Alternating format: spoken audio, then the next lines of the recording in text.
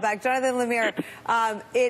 Someone described these two men as scorpions in a bowl, you know, each capable of killing the other. It looks like Trump won this round, but do you think that they're done with each other, or do you think there's a Trump-Bannon, you know, 2.0? I think to follow on Jeremy's point, I mean, certainly in Trump world, you're never truly out. The divorce with his former campaign manager, Corey Lewandowski, was about as ugly as they come. And yet we know that Trump still talks to Corey quite a bit. In fact, Lewandowski was in the White House in recent weeks at a high-level political meeting about how the White House is going to approach 2018. And whenever Trump wants to fire someone, he calls Lewandowski to strut it. I mean, he's been there, and you're never really out. You're never really out. You're always sort of in his orbit. And look, Bannon knows people who he's been talking to. He's been expressing privately. He knows that the White House is angry, and he knows that this fury is going to last a while. But he's already privately predicting that yes, that after a cooling off period, whether that's weeks or months, he does believe they'll be back in the president's good graces. But right now, he's not. The White House had sent out this signal more or less to Republicans: it's me or him.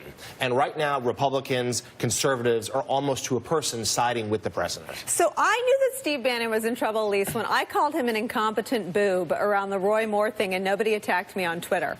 I mean, this is not a guy with a big or active fan club. And my suggestion was that he was an incompetent political strategist. He does not belong. He is not worthy of being in a category with David Axelrod, Karl Rove, or frankly, any of Donald Trump's other people that he dials up for political advice. He is a lesser political strategist than anyone who's ever had that title in the White House before. I wonder who today he's on the phone with, or who is he at a bar downing V8 with, or whatever he's drinking. I mean, who is standing by Steve Bannon today? I think you've nailed the most important point. Who at this hour is Steve Bannon's contingency? He flew too close to the sun. He thought that he had just as big of a constituency as Donald Trump. He was down in Alabama, reporters at his event in Lower Alabama saying that he looked like he was campaigning for president himself. He had really warmed to that role of being in the spotlight.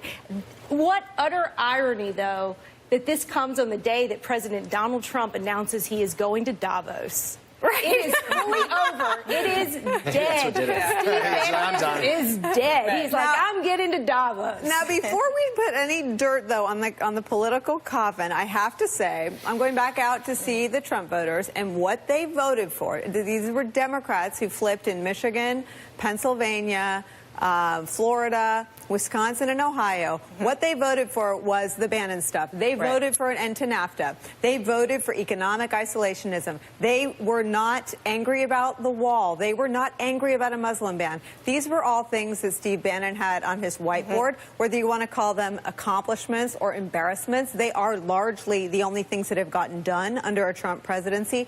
How much of a political hit is it for Donald Trump to not have Steve Bannon there fueling those sort of animated and excited and, let's just say it, angry elements of the Trump base? I think eventually the rubber is going to hit the road. And to your point about him not being on the level of a David Axelrod, I think that's true. But the problem in the Trump White House is he's the only one that came in with ideas and with a plan of action. And so that's who they've defaulted on for many of the policies that they started out with in terms of the executive orders on immigration and the travel ban. And so I think that he was the brain trust because there wasn't another big political brain with an agenda and, you know, a plan for policy rollouts or any plan of action to move forward in the White House. And so it defaulted to Steve Bannon, and we see the result of that. I disagree with him on policy, but one of the things that I think he was correct about in the book is that the legal exposure to the Trump family